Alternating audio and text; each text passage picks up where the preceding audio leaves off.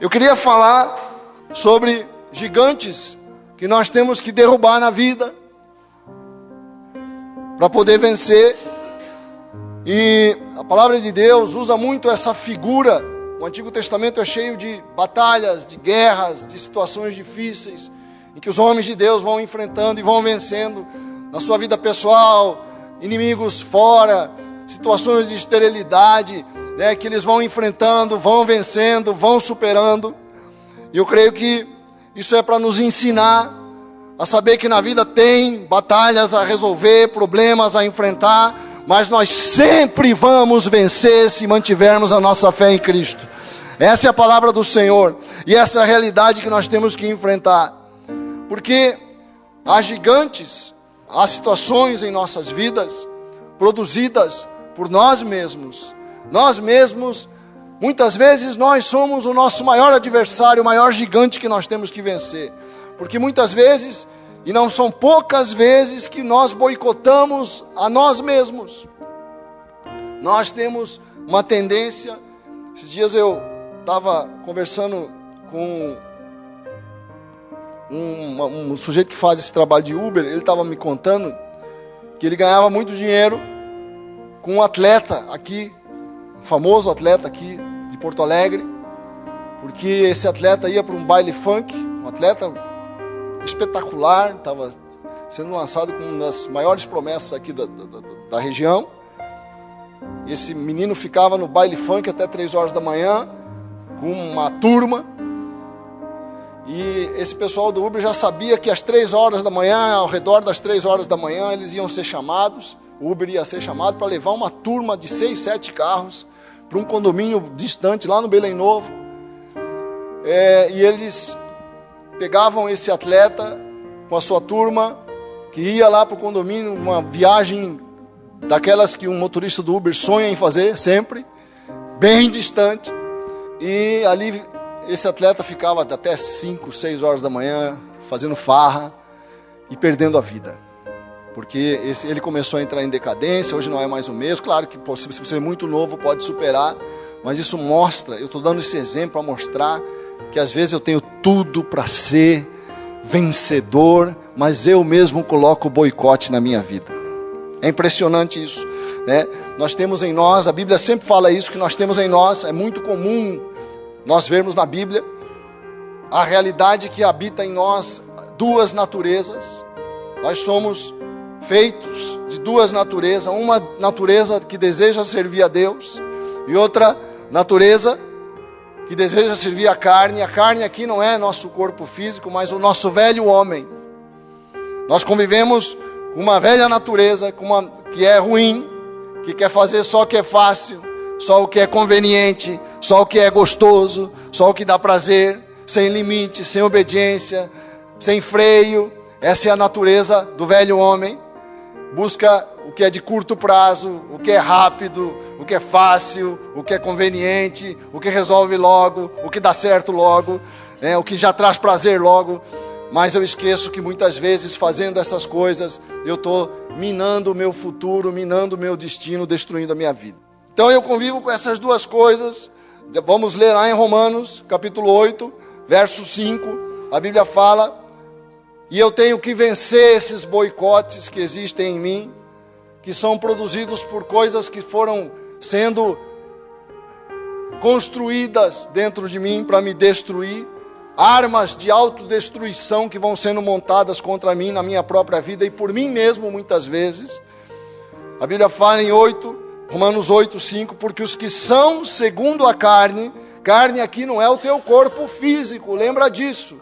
Carne não é a carne humana, mas é o velho homem. A Bíblia chama de carne a tua velha natureza, aquela natureza que existe dentro de nós até hoje. Não é porque você se converteu que você não tem ela continua aí.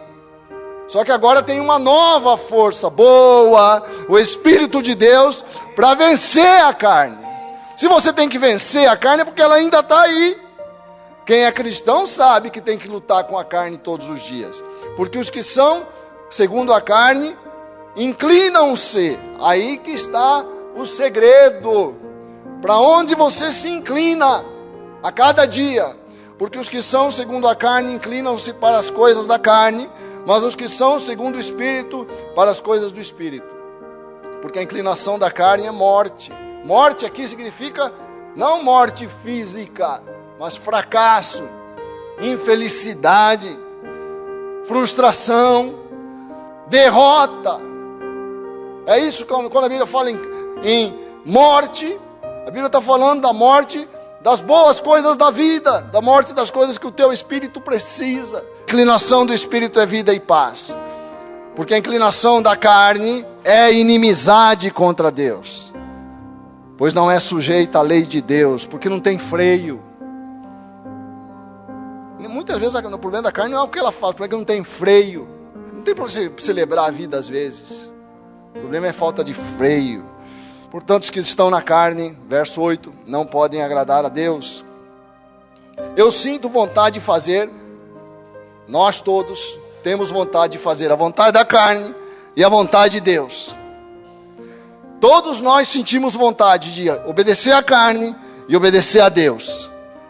Por isso que a vida é uma questão de escolha, porque você vai estar sempre querendo obedecer, sempre a carne vai fazer sugestões, o velho homem vai fazer sugestões e eu vou querer obedecer. O segredo é para onde você se inclina. Essa é a grande questão. Mas tem coisas dentro de nós que nos levam a nos entregar à carne, porque produzem fraquezas dentro. São cavalos de Troia. O que é o cavalo de Troia? Quem lembra? Quem sabe da história do cavalo de Troia? Levanta a mão. O cavalo de Troia foi um cavalo falso. Na guerra de Troia, os gregos não tinham como entrar. Era inviolável a muralha de Troia, a cidade de Troia. Ninguém podia entrar em Troia. Eles deram um cavalo de madeira imenso de presente para Troia. E eles introduziram aquele presente dentro desse cavalo. Tinham gregos, por isso é o presente de grego. Quem já ouviu falar em presente de grego? O presente de grego é o cavalo de Troia. Aquele cavalo tinham gregos ali que durante a noite saíram do cavalo, abriram os portões, e dessa forma conseguiram vencer os troianos. Os gregos dessa forma venceram os troianos. Então, na nossa vida existem cavalos de Troia, fraquezas que existem para nos derrotar. E eu queria que nós analisássemos hoje quais são essas fraquezas. A primeira coisa, primeiro cavalo de Troia, que nós trazemos muitas vezes dentro de nós, e que gera uma tremenda fraqueza na maneira com que nós encaramos a vida, é a culpa, é a vergonha. Não existe nada mais autodestrutivo na sua vida do que você carregar culpa pelas coisas que você fez no passado, pelos erros que você cometeu, porque a culpa produz vergonha, e a vergonha produz um tremendo sentimento de inferioridade na relação com as pessoas e na relação com a vida.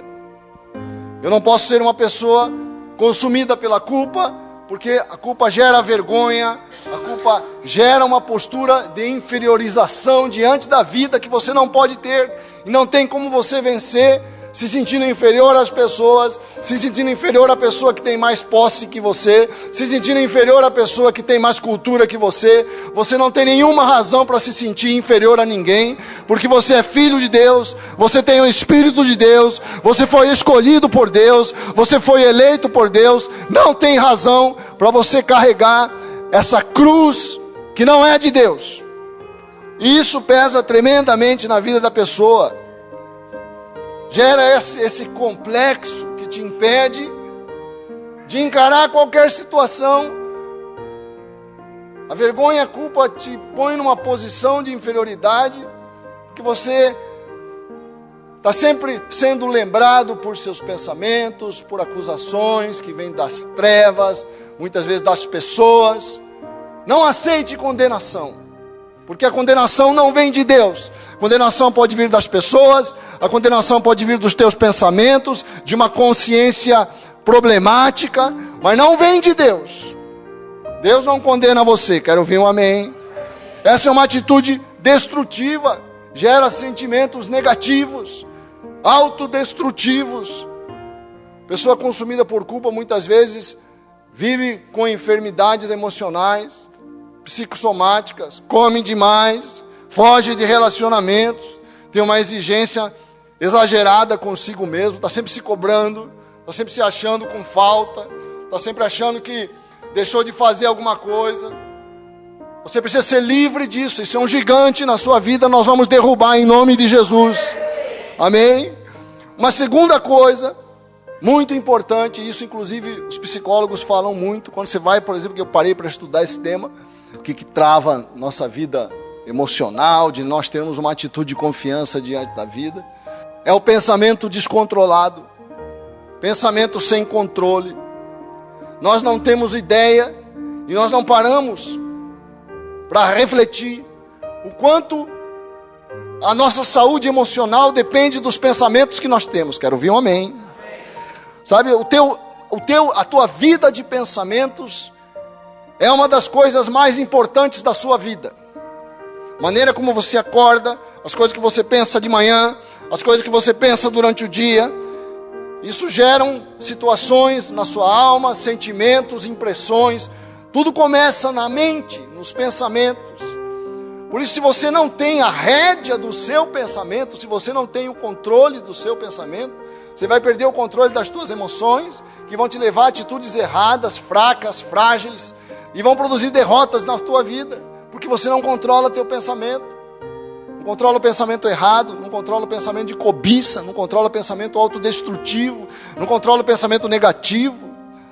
A Bíblia fala lá em Provérbios, capítulo 16, verso 3, confia ao Senhor as tuas obras, e teus pensamentos serão estabelecidos. Quer dizer, meus pensamentos precisam de paz, de direção, de rédea. Você precisa assumir a rédea do teu pensamento. Um exemplo, pensamentos depressivos. Às vezes você acorda sentindo mal, aí começa a pensar coisas negativas. Isso vai produzir mais sentimentos depressivos. Pensamentos depressivos produzem sentimentos depressivos. Sentimentos depressivos produzem uma atitude depressiva durante o dia todo. Agora você pode assumir a rédea disso. Não, vai ser um dia bom, vai ser um dia gostoso, Deus vai me abençoar, eu vou orar, minha vida vai mudar. Amém?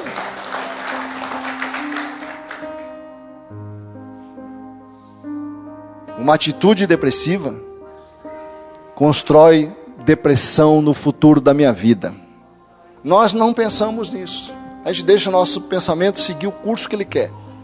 Teu pensamento não pode seguir o curso que ele quer. Você tem que assumir a rédea do teu pensamento. Alimentar os teus pensamentos com a verdade de Deus sobre você, sobre a vida e sobre o futuro. Uma terceira coisa que gera derrota e que nós vamos vencer em nome de Jesus são as compulsões. Aquele desejo que eu tenho que fazer. Aquele desejo que me governa. Aquele desejo que tomou controle de mim. Aquela tendência que eu não consigo controlar. Aquela coisa que eu não consigo dizer, hoje não. Não vou fazer. Compulsão por comida. Por doce. O senhor não tem controle, não consegue se controlar. Compulsão por bebida. Tem gente com compulsão por pornografia. Você imagina a vergonha que essa pessoa carrega. Não consegue controlar um desejo ridículo, com todo respeito. É um desejo baixo demais. Mas a pessoa não tem controle. Aquilo pegou a pessoa. Mas a ciência mostra. Esses dias eu estava lendo sobre o tema. Quando eu separei essa questão aqui, porque eu sei que é uma compulsão que traz muita vergonha e muita culpa para os cristãos, porque hoje a pornografia é uma isca que fisga os cristãos para mantê-los na culpa. E sabe por que fisga? Estava lendo, porque produz na região do cérebro hormônios, produz hormônios que geram satisfação na vida da pessoa, uma sensação de... Só que é perigosíssimo, porque a pessoa quer, é que nem a droga, você precisa de coisa cada vez mais pesada. ficando cada vez mais hard a coisa. A Bíblia fala lá em Provérbios 25, verso 28, como a cidade derrubada sem muro, assim é o homem que não pode conter o seu espírito. Uma tradução, se a gente colocar essa tradução para os dias de hoje, seria assim: como a cidade sem muro, sem proteção, é o homem que não pode controlar a si mesmo. É isso que está dizendo. Aquela pessoa que não consegue ter controle de si mesmo, está sem proteção da vida. Não pode haver nada na vida que roube o seu controle. Você não pode perder o seu controle. Outro gigante que traz destruição na sua vida é o medo. Isso tem a ver com o controle dos pensamentos que eu falei anteriormente. Nossos pensamentos produzem fantasmas, terrores. Quantas coisas você sentiu medo? Nunca aconteceu. Coisas que há 10 anos você tinha medo, hoje não tem mais valor nenhum. Assim como os teus medos de 10 anos atrás passaram, você superou e está aí firme, os medos de hoje vão ser destruídos em nome de Jesus e você vai superar. E daqui a 10 anos você vai estar totalmente esquecido dos medos que você tem hoje. É ou não é verdade? Medo do mal, medo das trevas, medo do diabo, medo do futuro, medo dos desafios, medo das pessoas, medo de falar, medo de ser julgado, medo de ser rejeitado. O maior medo que nós temos é a rejeição. Medo da rejeição é um medo poderoso dentro de nós, por isso a nossa dificuldade em nos relacionar. Nós não temos liberdade de nos relacionar com as pessoas, porque nós temos medo que elas nos rejeitem. Então, para nos proteger, nós nos afastamos delas. Olha só como é a coisa. Nossos pensamentos criam fantasmas em relação às coisas, em relação ao futuro, em relação à vida. Isso vai enfraquecendo você. A Bíblia diz que quando Israel tinha medo, desmaiava no coração. O medo me faz desmaiar na vida. Tira a nossa capacidade de enfrentar a vida de peito aberto. Você tem que enfrentar a vida de peito aberto. Deus fez você para você vencer e enfrentar os teus problemas de peito aberto em nome de Jesus. Você foi chamado para vencer. Você não pode ter medo da vida, não pode ter medo dos problemas, não pode ter medo dos desafios, não pode ter medo do futuro. Outro gigante que nós vamos derrubar nestes dias é a desesperança. A desesperança é o sentimento que me faz desistir. Desesperança é um grande problema, porque as maiores conquistas na vida dependem de perseverança. E a desesperança é o sentimento que destrói a tua capacidade de perseverar. Você precisa ir até o fim, no teu casamento, na tua família, na tua paternidade, na tua profissão, na tua fé, nos teus projetos, nos teus sonhos. Você não pode parar, você tem que continuar, você tem que permanecer, você tem que avançar, você tem que perseverar. Amém ou não? Amém. Como você vai fazer isso se você perde a capacidade de perseverar? O desistente é alguém que se entregou à desesperança. Mas a Bíblia nos chamou a perseverar e não a desesperar. Não tenha o sentimento que rouba a tua capacidade de perseverar na fé, acreditar. Porque nós precisamos acreditar. É a fé que nos leva até o fim. O país vive em crise. Nós estamos cheios de ameaças na nossa cabeça. Ameaças em relação ao emprego, ameaças em relação ao que nós temos, ameaças em relação às nossas posses. Não tem problema. Vem a ameaça que venha, eu vou vencer, porque eu vou perseverar até o fim na minha fé no meu Deus, que não vai me faltar na hora em que eu lhe pedir por socorro. Deus é fiel àquele que permanece e persevera até o fim. Amém? Mas a desesperança te tira essa capacidade de acreditar que Deus está comigo e eu vou vencer. A Bíblia nos chama a perseverar e não a desesperar. A Bíblia me chama a continuar, prosseguir. Outro adversário que nós precisamos vencer, queridos, é a amargura, o ressentimento, aquela coisa que nós guardamos contra as pessoas que nos feriram, aquele sentimento amargo, sabe? Que envenena meu coração e me faz envenenar o coração dos outros, que azeda nosso coração. É impossível você ser feliz ressentido com alguém, não tem como, porque essa pessoa vai te visitar, você só vai falar nessa pessoa, você vai dormir com ela, você vai acordar com ela. Libera, deixa a pessoa embora do teu coração. A vida é cheia de frustração, cheia de golpes, né? Mas se você não se precaver, você começa a ficar amargurado com os golpes que a vida te dá. Amargurado com as pessoas, amargurado com tua família, amargurado com Deus, amargurado com a vida. Esse gigante destrói a felicidade da gente. É uma raiz que contamina tudo. A Bíblia fala lá em Hebreus, vamos ler? Hebreus, capítulo 12, verso 15. Tendo cuidado para que ninguém se prive da graça de Deus. Olha só, isso nos priva da graça de Deus, a amargura. E de que nenhuma raiz de amargura brotando, olha só, vos perturbe e por ela muitos se contaminem. É uma raiz que vai brotando, vai crescendo. Você está magoado com uma pessoa, aquilo vai azedando você. Nós precisamos derrotar isso em nome de Jesus. O último gigante que nós temos que destruir é a insegurança, a perda da confiança em mim e na vida. Nós enfrentamos problemas e às vezes a gente fracassa. O fracasso tira a nossa confiança. Por isso que uma criança que não recebe confiança dos seus pais cedo, tende a ser uma pessoa insegura.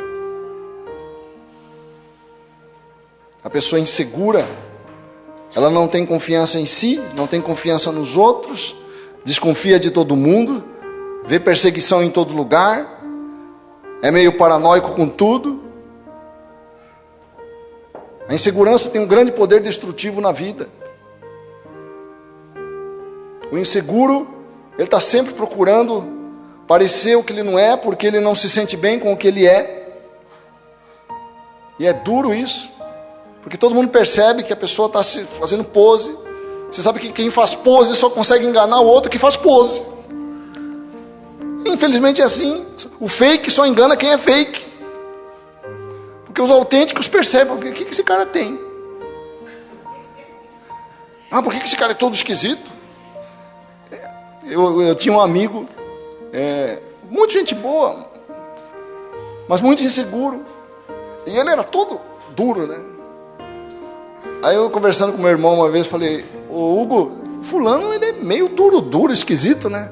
Aí o Hugo falou: não mexe com isso não, isso é proteção, irmão. Se você tirar isso dele, ele está perdido. Porque é a muralha que ele conseguiu construir, né? Para se proteger daquele sentimento horrível de insegurança diante do mundo e diante da vida. Eu tinha um colega meu que falava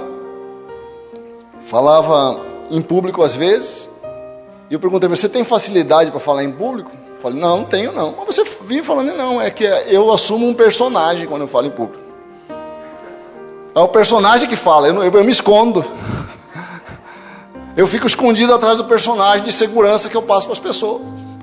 Falei: mas que barbaridade. A insegurança é um ladrão que veio roubar a sua confiança e nós vamos matar ele em nome de Jesus. Né? Nós vamos fazer que nem Davi, não vamos ter dó não, nós vamos cortar a cabeça. Vamos derrubar e depois cortar a cabeça. Quero ouvir um amém. Porque sem confiança tudo fica difícil na vida. Confiança é a melhor coisa que tem. Porque se eu confio em Deus, Se eu confio no que... Eu tenho que confiar em mim, queridos. Não porque eu seja bom, mas porque Deus me fez. Deus me deu talentos, deu para você talentos, deu força. Você pode confiar em você porque isso não é ser orgulhoso, não.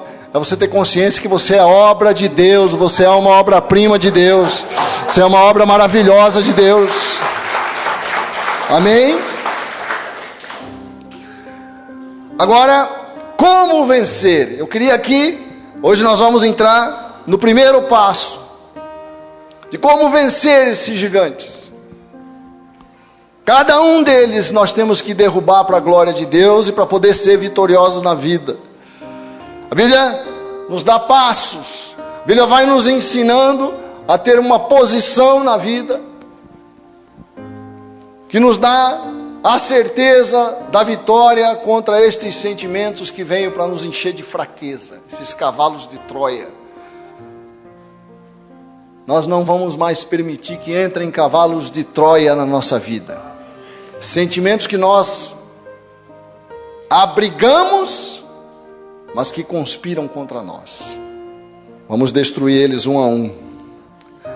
Graças a Deus que nos dá a vitória em Cristo, diz a Bíblia. Primeira coisa que nós temos que lembrar, a vitória vem de Cristo. É a nossa fé em Jesus, nossa certeza que somos filhos de Deus, que somos discípulos de Jesus, é que vai nos dar a segurança para lidar com estas coisas. A certeza que nós não vamos ser derrotados porque nós pertencemos a uma estirpe, a uma raça de vitoriosos. A Bíblia diz que nós somos uma nova raça. Em Cristo, em Adão pertence a uma raça, você pertence a outra, porque você pertence à raça de Cristo. Ouça a voz do teu general, que é Jesus Cristo. Não tem como você deixar de vencer se você andar no passo de Jesus. Então, o primeiro passo, lembre-se diariamente do que Jesus fez por você na cruz. Porque você não lembra mais, mas eu vou lembrar você. O primeiro gigante que nós temos que vencer é a vergonha, é a culpa.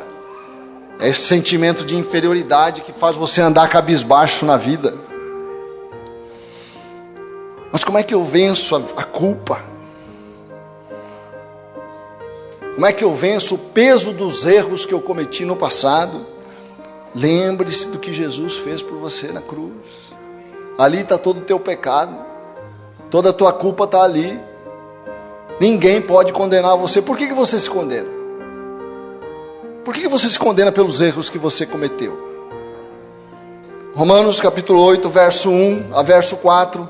Portanto, agora nenhuma condenação há para os que estão em Cristo Jesus, que não andam segundo a carne, mas segundo o Espírito de Deus.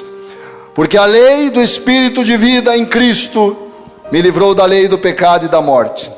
Porque o que era impossível à lei, visto como estava enferma pela carne, Deus, enviando o seu Filho, em semelhança da carne do pecado, pelo pecado, condenou o pecado na carne, para que a justiça da lei se cumprisse em nós, que não andamos segundo a carne. Às vezes até você tem um problema, porque você não consegue vencer, mas é um detalhe na tua vida, você está lutando, você está num processo, você pode ter uma coisa aí que você se envergonha. Saiba que não há nenhuma condenação se você está lutando com Jesus para vencer. Eu sei que é uma fraqueza, eu sei que tem acusação, eu sei que você sente vergonha, mas não há nenhuma condenação. Deus não condena você, Deus está ao teu lado para fazer você vencer. Amém? A Bíblia fala nenhuma condenação. Por que você está aceitando os pensamentos de condenação? Por que você aceita esse pensamento que fala, não, você tem esse vício, você não vale nada? Não, é mentira. Eu posso ter um vício, mas eu vou vencer, eu estou numa caminhada, eu não vou ceder, em nome de Jesus. Ah, mas você é um cara que estoura, fala coisa, você é cruel às vezes com as pessoas. Pode ser, mas eu vou vencer isso, eu vou superar em nome de Jesus. Nós somos falhos, nós cometemos falhas no passado, talvez, e vamos cometer falhas, faz parte da vida, mas nenhuma condenação há para os que estão em Cristo Jesus, porque nós queremos acertar, nós amamos a Deus, nós estamos nessa caminhada, em nome de Jesus, amém? Você está num processo de crescimento. Não aceite condenação. Não aceite que a vergonha venha. Não permita que a culpa tome conta do seu coração. Ninguém aqui, nenhum de nós é perfeito. É ou não é verdade? Às vezes o óbvio precisa ser lembrado. Mas nós estamos numa caminhada de vida. Eu sempre gosto de lembrar o texto lá de Provérbios 4:18, que diz que a vereda do justo é como a luz da aurora, né? Vai brilhando mais e mais, até ser dia perfeito. O dia perfeito um dia vai chegar. Enquanto isso, saiba que Deus ama você. Deus tem prazer em você. Deus não está contabilizando as tuas falhas. Ele está lutando junto com você para você vencer cada uma das tuas falhas. Esse é o caminho do Filho de Deus. Olha só o que diz a palavra: nenhuma condenação há para os que estão em Cristo Jesus. E fala assim: a lei do Espírito de vida me livrou da lei da carne, do pecado e da morte. Há uma nova força na tua alma. Quando você se converteu, o Espírito Santo veio habitar em você. Isso gerou dentro de você um novo poder que você precisa conhecer, porque sem esse poder você não vai vencer. Nós precisamos saber que só a força de vontade você não vai vencer teus vícios, tuas falhas, só com a força de vontade. É o Espírito de Deus em nós que nos dá a vitória. A Bíblia fala em Zacarias: não por força, nem por poder humano, mas pelo meu Espírito, diz o Senhor. É o Espírito Santo que leva você a ter vitória. Não é a tua força, não é a tua disciplina. Tudo isso é importante, mas é pouco para vencer teus vícios, para vencer tua sensualidade, para vencer a promiscuidade, para vencer a prostituição, para vencer a preguiça, para vencer a acomodação. Eu preciso de força, de poder, e o Espírito de Deus é poder na sua vida. Eu não sou mais